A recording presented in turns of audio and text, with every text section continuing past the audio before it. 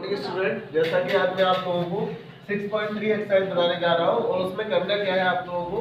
सबसे पहला काम है स्पर्श रेखा के समीकरण, टेंजेंट एंड नॉर्मल।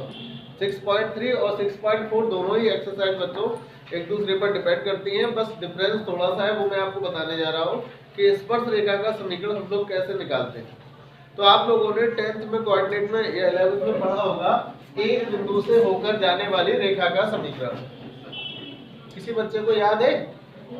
एक बिंदु से, हाँ वो तो है ही प्रवणता के रूप में। एक होता है फॉर्मूला, आपको याद होगा, हाँ y माइनस y1 बराबर m x माइनस x1। क्या बच्चों याद है आपको? बस यही एक फॉर्मूला है जिससे आप लोग सभी सवाल लगा सकते हैं। अब इसमें m क्या होता है, क्योंकि आप अवकलज के अनुप्रयोग पढ़ रहे हैं तो जरूर m होती है प्रवणता।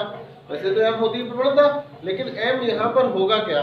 तो जो m होगा बेटा उसको बोलते हैं प्रवणता। क्या बोलते हैं? और प्रवणता m का मान होगा dy/dx। क्या होगा?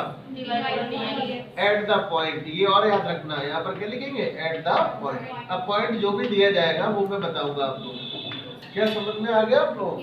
ये किसका समीकरण हो गया बेटा? स्पर्श रेखा।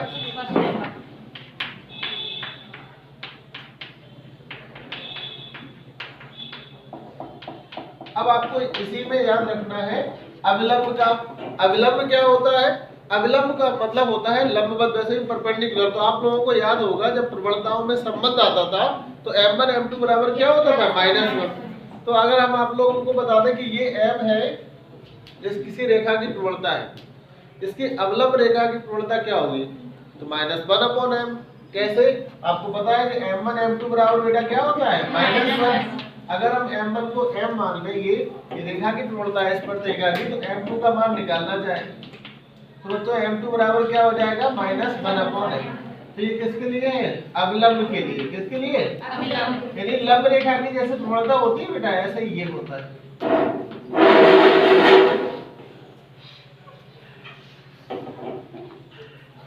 अगर हम अविलंब का समीकरण निकालना चाहें इस फॉर्मूले से बेटा, तो अविलंब का समीकरण जो होगा वो क्या हो जाएगा? m के स्थान पर बस हमें क्या लिखना है बताइए?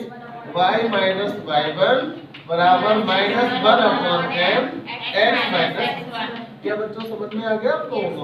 और इसमें m क्या है? वही है जो ऊपर लिखा हुआ है। m क्या है? स्लोप। स्लोप मतलब प्रवणता। और प्रवणता कैसे निकलती है मैं भी आपको एग्जाम्पल बताऊंगा, तब तक आप ये नोट कर लीजिए। एक्सरसाइज का सवाल नंबर बोलिए, कोई भी पहला ही सवाल बोल दीजिए। मान लीजिए पहला सवाल है वक्र y बराबर 3x की पावर 4 माइनस 4x के x बराबर 4 पर स्पर्श रेखा की प्रवणता क्या है? हाँ बच्चों, x बराबर 4 पर स्पर्श रेखा की प्रवणता। मैंने आप लोगों को अभी बताया कि किसी भी रेखा की जब प्रवणता निकालते हैं तो वो m होती है। क्या होती है? m। और यहाँ पर स्पर्श रेखा पढ़ रहे हैं तो m निकालने का मतलब dy/dx। At the point, at the point वाली बात होती है। तो आपको दिख रहा होगा x बराबर कितना है? 4। तो हमें x बराबर 4 पर इस रेखा की प्रवणता ज्ञात करनी है। तो बच्चों हमने आपको अभी बताया कि हमें स्लोप निकालनी है, इसकी प्रवणता निकालनी है। तो सबसे पहला काम होता है कि जो वक्र दिया है उसका हम अवकलन करते हैं, डिफरेंशिएशन करते हैं। तो किसके रिस्पेक्ट में करेंगे? सृष्टि। बोलो सृष्टि, खड़ी हो जाओ, बताओ बेटा। इसका डिफरेंशिएशन करेंगे तो कितना आएगा? 12x। हाँ वेरी गुड, बैठ जाइए। 12x³ ठीक है बच्चों। और इसका कितना आएगा? 4। तो इतना समझ में आया? हमने बताया dy/dx निकालते हैं, लेकिन at the point, at the point का मतलब इसमें dy/dx तो बताना ही है, और साथ ही साथ में बेटा जो x बराबर 4 दिया उस पर चेक करना। तो ऐसे लिखेंगे x बराबर 4। जब इसमें x बराबर 4 रख देंगे बच्चों तो क्या आप इसकी कैलकुलेशन कर लेंगे कि नहीं? 4 का क्यूब कितना होता है? 64।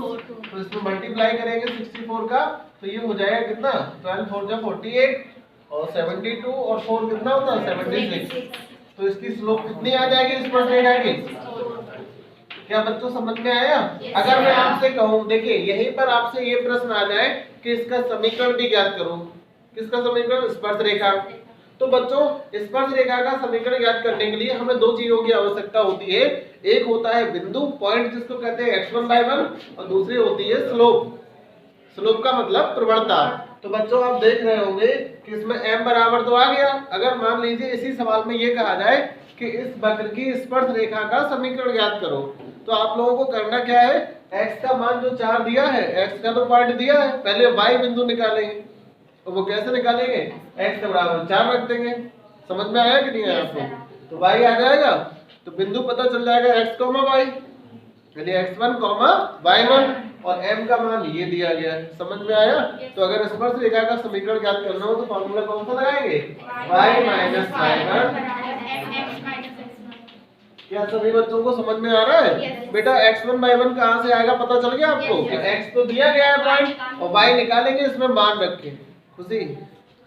इसके बाद मान लीजिए आपसे कहा जाए अवलंब का समीकरण ज्ञात करो इसी में, तो आप लोग पहला काम तो प्रवणता चेंज कर देंगे। क्यों? क्योंकि आपको पता है कि अवलंब की प्रवणता होती है -1/m, और बिंदु वही होगा, कौन सा बिंदु, जो मैंने बताया आप लोगों को। तो समझ में आया कि नहीं आया? तो आप इसको नोट कर लो, इसके बाद और भी कुछ सवाल आपको समझाएंगे तो क्लियर हो जाएगा। बच्चों एक्सरसाइज का क्वेश्चन नंबर 5 बोलना जरा। x बराबर a cos cube theta, a cos cube theta, y बराबर a sin cube theta, a theta बराबर π/4 पर अवलंब की प्रवणता। हाँ देखिए बच्चों, आप लोगों को मैंने बताया चाहे अवलंब रेखा की प्रवणता निकालना हो, चाहे आपको स्पर्श रेखा की प्रवणता निकालना हो, पहला काम होता है dy/dx ज्ञात करना।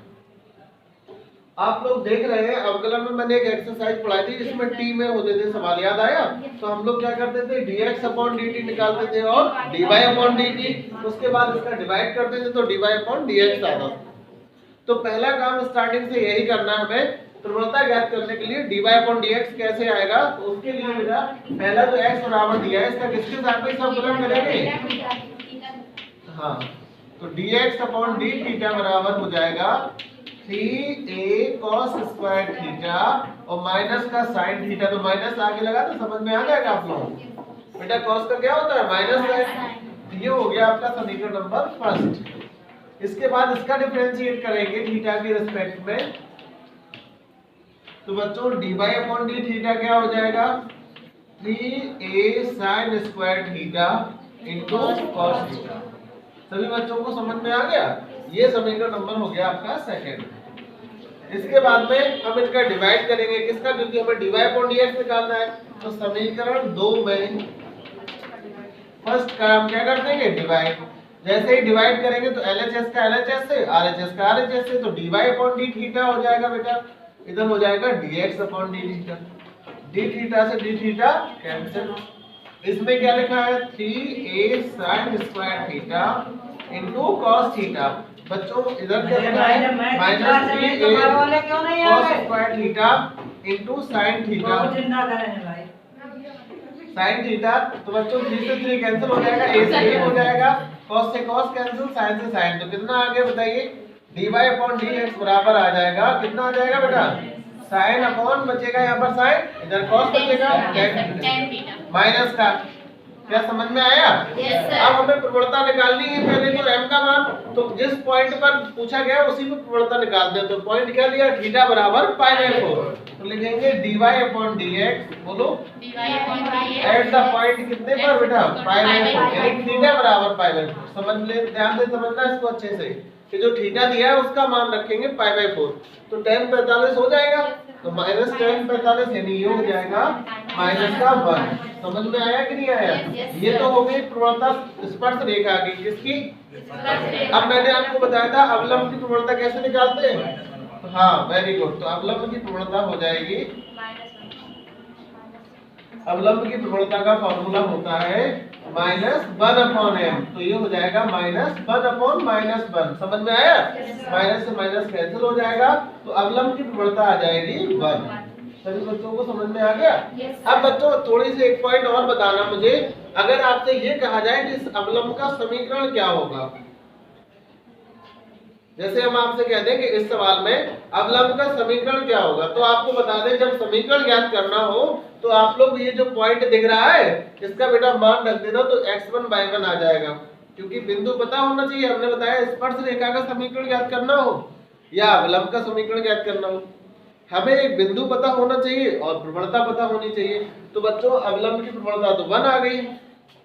अब बिंदु कहाँ से आएगा? तो उसके लिए जो बिंदु हमें x और y के मान दिए गए यही बिंदु होते हैं x1 और y1, लेकिन ये किसमें दिए गए हैं? थीटा में। तो पहला काम आपको ये करना है कि थीटा बराबर बेटा इसमें क्या रखना है? π/4। तो आप लोग क्या इसमें मान रख दोगे? 45। cos 45 का मान क्या होता है? 1/√2। इसकी पावर 3 कर देना तो 1/2√2।